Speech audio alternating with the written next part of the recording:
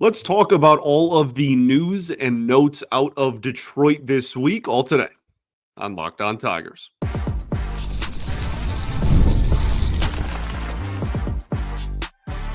You are Locked On Tigers, your daily Detroit Tigers podcast. Part of the Locked On Podcast Network, your team every day. What is up, everybody? Welcome back to another edition of Locked On Tigers. I'm, of course, your host, Scott Bentley. Today is Friday, October 31st, 2025. Thank you so much for making Locked On Tigers your first listen every single day. We are free and available wherever you get your podcasts, including YouTube, part of the Locked On Podcast Network, your team every single day. Today's episode is brought to you by FanDuel. Right now, new customers can bet just $5, and if your bet wins, you'll get $300 in bonus bets to use across the app. So download said app today. Welcome in. Happy Halloween, everyone. Hope you all have a fun and safe October 31st this evening. I was trying to think of how can I have like a Halloween themed episode and then it would just be me like, what's scary about the Tigers, right? Like I was trying to think of something corny and super cheesy like that, but that ends up being Riley Green's whiff rate. Ooh, like you know what I mean? Like it's just gonna be annoying.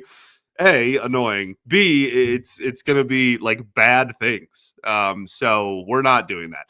Actually, this transitions me into the format of today's show is really just going to be a lot of small news and notes that have happened throughout the week. And assuming there is enough news and notes in every week of the offseason. Now, obviously, we're daily, okay? The show is daily. The show will continue to be daily. So if there's any immediate news, big signings, whatever, then obviously we just talk about those the following day. But the smaller stuff like this, every Friday, I'd like to just do, hey, this is what the last week has looked like out of the Tigers organization. And this is, the news and notes, if you will, from the Tigers org that maybe we have not discussed this week. Today we start with Keith Beauregard announcing the Tigers. Well, actually, the Tigers haven't officially announced it yet, so I should choose my words carefully there. This has been reported by a few different people. I know Evan Petzold of the Freep put an article out there in regards to hitting coach Keith Beauregard not returning to the Tigers in the 2026 season.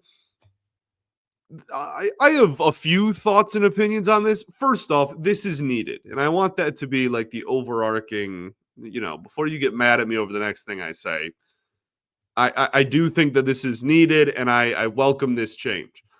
That being said, I do think that hitting coaches are very often the scapegoat for organizations and teams that don't have good hitters.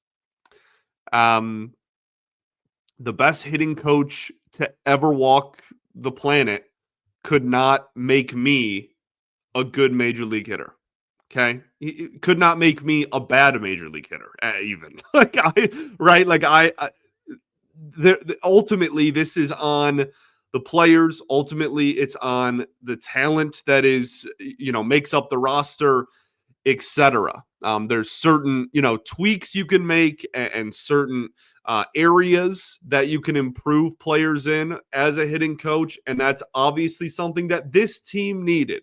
Way too many strikeouts down the stretch. That was team wide. Not very good in high leverage or risk situations in the second half. That was team wide for a team and a lineup that was so good at that. They were one of the best in baseball in the first half, almost 100 games with runners in scoring position, and then just completely collapsed in that regard as well. So I think that this is a needed change. I would like a different, voice in the room, a different perspective for these guys that are still so young. But it's also like, I don't know. I guess I'm trying to say, don't be shocked if like a new hitting coach comes in and stuff doesn't like change a ton. And this is a conversation I have every single time the Tigers change their hitting coach or pitching coach or whatever coach. Um, so it'll be interesting to see who they go after, what kind of mindset they're kind of looking for to add to this room. They do have 3 hitting coaches on staff, now just 2. So it'll be interesting to see whether they rock with 2, whether they want 3 and they go out and get another guy. I mean, who knows? But that is where the coaching staff stands currently. Another interesting thing, kind of reading between the lines a little bit on a couple of articles. First off, this is me as like a fan and a reader of other people's work. I do not have a report on this situation that gives any like background information to why the decision was made or anything. So I want to make that clear. But when you read the wording in the articles put out about him, it almost makes it sound like it was his decision, or maybe at best like a mutual parting of ways. Like it made it sound like he left. Like I saw the word left multiple times out there. You know, he is leaving, not he was let go, or was the Tigers decided not to re-sign him. I know that a couple of the reports had him wanting to pursue other opportunities in baseball, whatever extent that means. So, yeah, like all in all, clearly he was not doing the lineup any favors, especially in the second half. And I think the biggest reason for me why I want a new voice in the room isn't even anything from this year specifically. Like Beauregard's been here for a few years now. I think this was his second or third season with the Tigers. So it's not even as much like, oh, the specific 2025 statistics. It's more the fact that we have had a group of young players that we were incredibly excited about debut and come up through the system, and none of them have taken the huge leap forward. Colt Keith is literally one of the best Tigers minor league hitters I have ever seen. Riley Green, we know what happened with him this year. Spencer Torkelson got demoted after his rookie season, which also wasn't very good. Still has a lot of room for improvement as well. Parker Meadows has hit for like 2 months in his major league career, right? Like there's all these guys that we were really excited about and we were begging for them to be called up, etc. And then they got here and it's just kind of been meh. Varying degrees of that. Okay. I'm not trying to say 30 home runs and 115 RBIs is meh, but the step forward, the continued progression has not been there. And so I think for me, that's the biggest thing. There's approach with runners in scoring position. Again, team wide, that was awful. But I think having just a different voice in the room can help that. So we'll see who replaces him, if he even has a replacement. Maybe they'll just run with the 2 guys they have currently. Not sure. That's 2 changes now to the major league coaching staff, and we will see whether there is more to come on that front, or whether they're just going to fill in those 2 spots, or just first base coach even, and call it a day. We'll see what happens.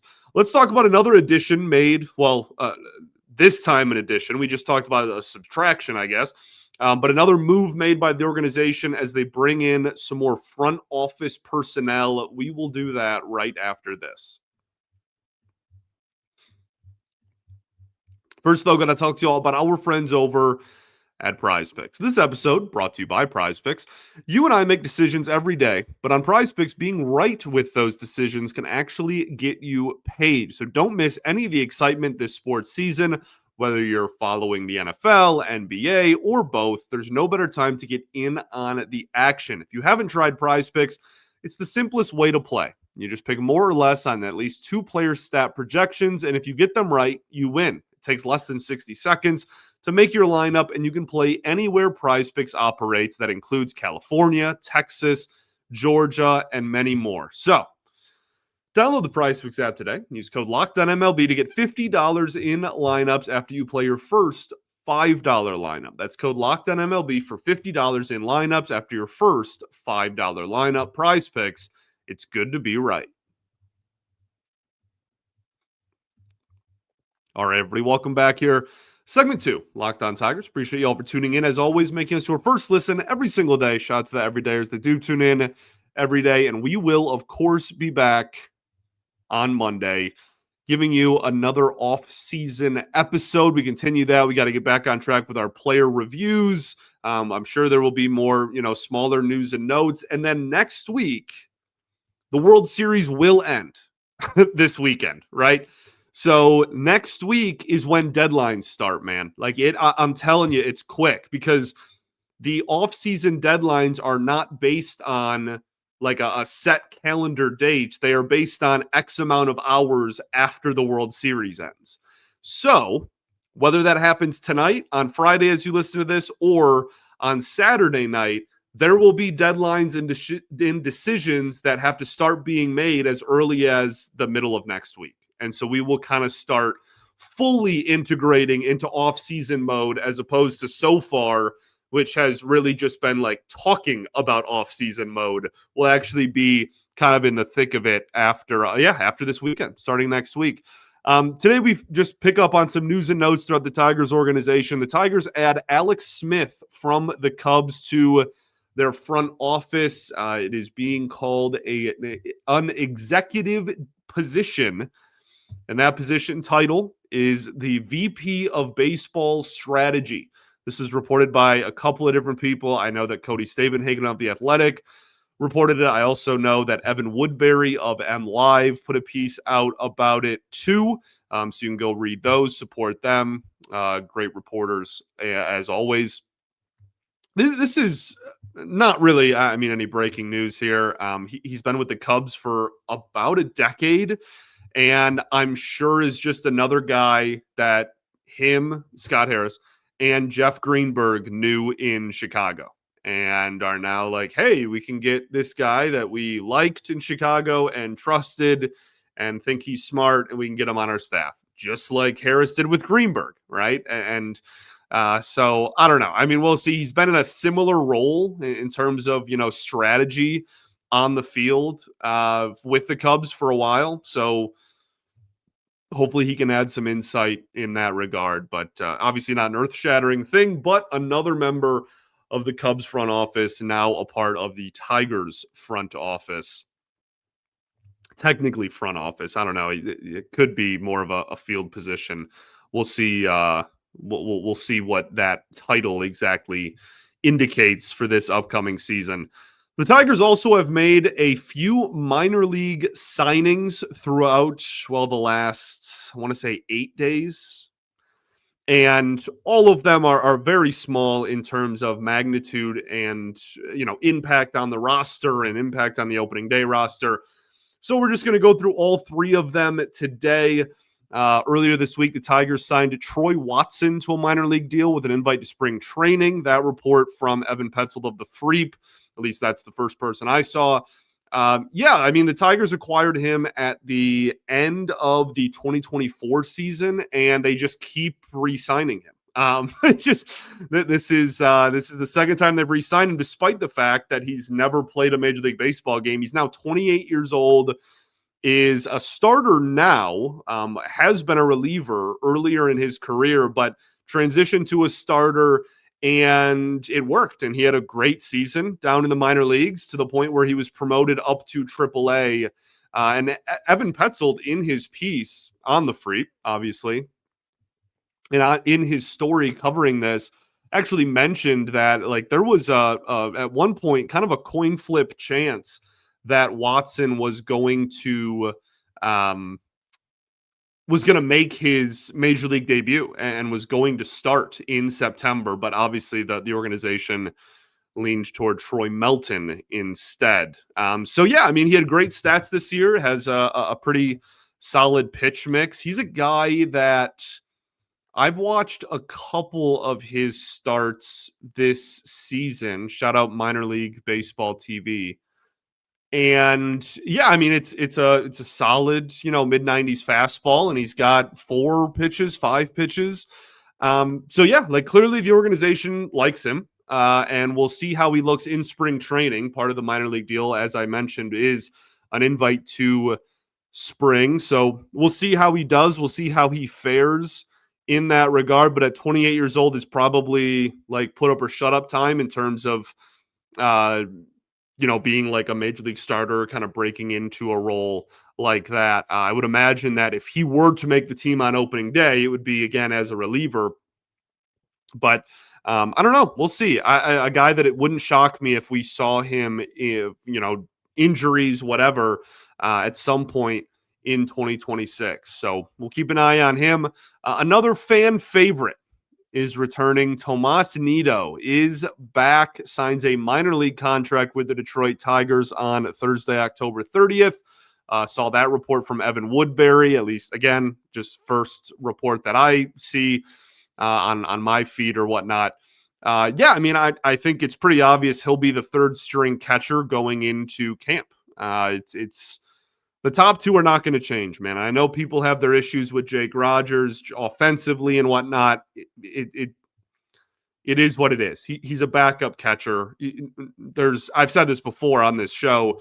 There's not too many teams in all of baseball that have two good hitting catchers. That's just completely an anomaly. If you have that, you'll take really good defense out of a backup catcher, and Jake Rogers has obviously proven that he can do that in stretches. So yeah, Tomas Nido's going to again, I would be shocked if he wasn't, is going to be the third string, quote unquote. He won't be on the 40-man roster or anything, but he'll be there throughout training camp. And if either of the two starters get hurt, just like last year, I'd imagine he's the first call up. He hit pretty well. It was not a. I mean, he hit like 360, but he didn't even have 30 plate appearances, I don't think. Not a sustainable level of production, but did well at least. And yeah, everybody in the organization talks about, all the pitchers talk about how much they like throwing to him.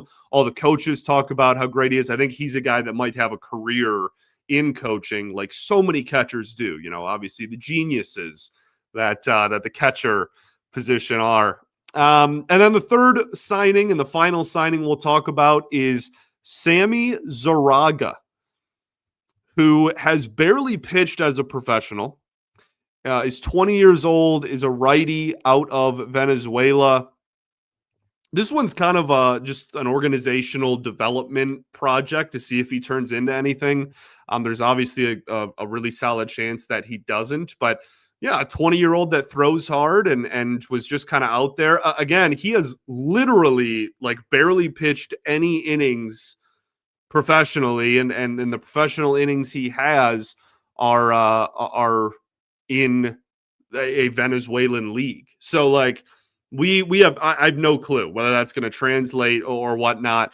I have no clue where he's even going to start off. I'm sure they'll get him here when in February and just kind of see where he's at. But yeah, this is obviously isn't like a major league addition. He's not going to pitch in the major leagues this year, or I mean, again, who knows, maybe ever. But kind of a fun story just to keep track of, because you don't usually see guys that are that old. Like most of the people you see coming out of Venezuela or the Dominican Republic or Puerto Rico, those guys are getting signed at like 14, 15, 16. So seeing a guy out of Venezuela at 20 is pretty interesting. So we'll see. We'll see if he turns into anything. Let's talk Tarik Skubal, unfortunately. So on Thursday, there was a report that John Heyman put out. I think this was actually on Wednesday. John Heyman reported that the gap between the Tigers and Skubal may actually be even bigger than we already thought it was, because he updated his report that the Tigers' offer was not just less than Garrett Crochet's money or just around 100 mil. It was about 4 years and potentially less than $80 million. So there's a couple of notes here. One, this is still just him finding out more information on the same offer made in the 2024 offseason. So like this was not this year. This was not a recent thing that happened. The Tigers didn't just today offer Tarik Skubal, 77 mil or 80 mil or whatever. But the last time we talked about it, the first time this report came out, we talked about it on this show a couple weeks ago. The number was 100, and now it's even less, obviously. And I had mentioned in that episode how eventually you get to a point where it is so offensive that it's actually worse to even offer it. Like it's so egregious and you're so far away from his value and his asking price that it literally is more beneficial to just not offer anything. And I think this is absolutely absurd if it's true. To put it in perspective, the Detroit Tigers signed Alex Cobb to a 1-year, $15 million contract. For those math whizzes at home, 4 years, 80 mil is 20 mil a season. That is ridiculous. Javi makes more than 20 mil a season to have like a 660 OPS and is a 1-win player. It is so awful that I legitimately have a hard time believing it, like straight up. That's how absurd it is. Where even I'm like, okay, someone is lying here. Like there's no way that can even possibly be true. And look, we've had conversations before. I mean, plenty. You know what I think? I think we should pick a week this offseason and not mention Tarik Skubal's name the entire week. We just have a whole normal 5-day week of episodes, and we don't mention the Tarik Skubal. We just pretend like it doesn't exist for a week. I don't think my therapist would find that very healthy, but I think I kind of want to do it. We just don't even discuss it, and we just talk about bigger and better things, and give everybody, myself included, a break from the daily reporting that is going to go on for the rest of the offseason in regards to this story. We've had the conversation before of what is his value, what is he worth, would you pay him $400 million, etc., right? And there are plenty of people out there, Tigers fans, that don't think he's quote unquote worth 400 mil, right? That's if it's 10 years, that's 40 mil a season. He's the highest paid pitcher in baseball history by almost $100 million, right? It's a lot of money. To each their own. It's not my money. It's very easy for me to say I would do it in a heartbeat. But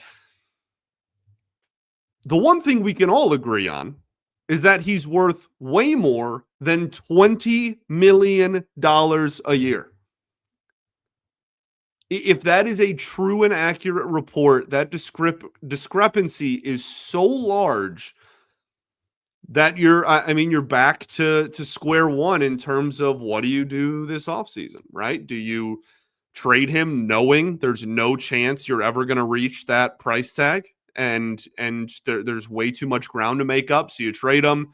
Or are you super aggressive around elsewhere and other places in the roster to be as competitive as possible in 2026 to try to win in the last year that you have the best pitcher on the planet?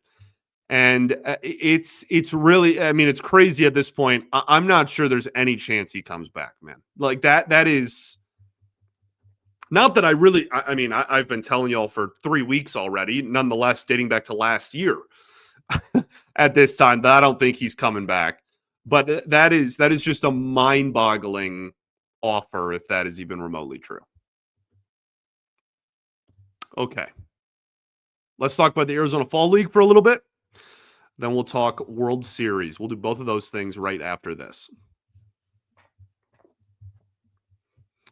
First, though, got to talk to you about our friends over at FanDuel. The NBA is back, and there's no better place to get in on the action than FanDuel, the official sports betting partner of the NBA. Even if you miss the start of a game or just want to ride the hot hand, FanDuel has live betting on everything from who will score the next point, the next basket, to fourth quarter comebacks, and everything in between. Plus, you can even combine your live bets into a same game parlay for a shot at a bigger payout. It keeps the game exciting, especially when your team is making a late push. Right now, new customers, FanDuel is offering new customers $300 in bonus bets when your first $5 bet wins. So head to fanduel.com and sign up today to play FanDuel and play your game, the official sports betting partner of the NBA. All right, everybody, welcome back here. Third and final segment of Locked On Tigers. Appreciate y'all for tuning in as always. Don't have too much to say about the Arizona Fall League. Just that Kevin McGonigal has completely taken over. I think the last update we gave maybe a week and a half ago, we obviously the talk at the time was Max Anderson. Still is. He's still hitting very well. But McGonigal had like an 850 or an 860 OPS. We were like, yeah, that's really good. I don't really care about his hitting, though. Like, I know he's going to rake. It's just, more of a defense thing. Well, he apparently wanted to prove that it's about both. And now he has like some of the best numbers in the entire AFL. And for the last 2 weeks has been their best player. So the best player in the league at the plate, certainly. So yeah, like again, we know that he's going to dominate. We know that he's going to rake. He's arguably the number one prospect in all of baseball for a reason. And I think, again, I'll reiterate that this is far more about him being comfortable at third base than it is about the offense. So we'll see if he even finishes the AFL or if they just kind of pull him out of it, or if, they want to give him his defensive reps, and that's kind of just all they care about. World Series. Haven't talked about it yet, I don't think, on this show since it started. At the time of this recording on Thursday evening, the Blue Jays have a 3-2 lead. I mean, just this is a classic World Series, man, especially if this ends up going 7 and the Dodgers win on Friday. This is going to be one of the better World Series in recent memory, regardless of what happens in Game 7 and regardless of who wins it. You have Yamamoto in Game 2 throwing the first complete game in a World Series in about a decade. You have an 18-inning Game 3, and that 18-inning Game 3 was in a 1-1 series. Like that is, it's so massive to win that game. You also end that game with a walk-off home run by Freddie Freeman. You have Vlad Jr., who's hitting like, I was going to say Vlad Sr. I don't even know if that does it justice. He's absolutely raking. Then you have the opposite side, right? You have Blake Snell, who I think has given up, 9 or 10 earned runs in his 2 World Series starts. You have Mookie Betts, who has hit horribly in the World Series up to this point. And now you have the final 2 games in Toronto. You're either going to have the Dodgers win back-to-back World Series, which no Major League Baseball team has done since the Yankees three-peated in the late 90s.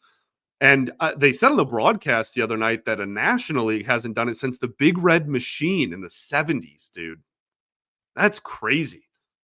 That's why baseball is the best, right? Parity, unmatched in any other sport. And so it is, you either have that, which is a fascinating story, and then, all the stuff that comes with the Dodgers winning, should there be a salary cap, look how much money they're spending. Ohtani now with 2 rings, just all of the drama and conversations that come with that outside of the first team to be back-to-back in 2.5 decades. But then you also have, if the Blue Jays win, it's a World Series for Canada. It's the first World Series by the Blue Jays since they went back-to-back in the early 90s. And Vlad Jr. has a ring. He can give it to Vlad Sr., who's a Hall of Famer, and it was one of my favorite players ever growing up, but never won a World Series. Like, and Vlad, to win a World Series, Vlad Jr., like, dad plays for the Expos, was, lived a lot of his childhood in Canada. To win a World Series for the Blue Jays in Canada would just be so just poetic. So there's so much. And that's honestly, like, all of those things is only even kind of scratching the surface. I mean, Glass now, right? Like his out. I would imagine he's going to pitch one of these last two games if there is two more games. Yamamoto, I'm almost assuredly will get Game 6 here. But I don't know, man. It's I don't really like either team. Not really sure I'm rooting for either team. I'm just rooting for good baseball. So in like I'm going to be rooting for a 7-game series because this has been absolute classics all throughout, and that's really fun. So it's also been one of the most watched World Series just for TV ratings in quite a while. Understandably so. Can't wait for the Tigers to get back there, man. Thanks for making Locked On Tigers your first listen every single day. Shout out to the everydayers that do tune in every day. And we will, of course, be back tomorrow. That's a lie. We'll, of course, be back on Monday. Peace and love. Going to therapy's dope. And I'll catch you on Monday, baby. Go Tigers.